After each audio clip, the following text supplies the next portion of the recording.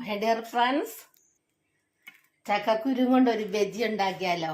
കണ്ടോ, പക്കാവട പോലെ ഉണ്ടാക്കാം. നമുക്ക് പുഴുങ്ങിയെടുക്കുക, എന്നിട്ടത് തൊലി കളഞ്ഞിട്ട് മിക്സിയിൽ അരച്ചെടുത്തിട്ട് നമുക്ക് ചെറിയ എണ്ണയിലേക്ക് ഇട്ട് കൊടുക്കാം. അപ്പോഴത്തേക്ക് എൻ്റെ ചാനല് ഒന്ന് ലൈക്ക്, ഞാൻ ഓരോന്നോരോന്ന് പറഞ്ഞു തരാം. ചക്കക്കുരു ആദ്യം അരച്ചെടുക്കാം. അതാക്കിയിട്ട് നമുക്ക് എണ്ണയിലേക്ക്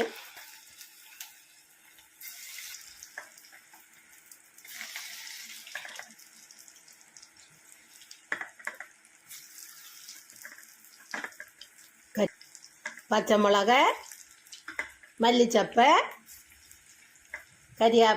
കരിയാപ്പല ചേർത്തിട്ട് പാകത്തിന് ഉപ്പും ചേർത്തിട്ട് എണ്ണയിലേക്ക് ഇങ്ങനെ ഇട്ട് കൊടുക്കാം.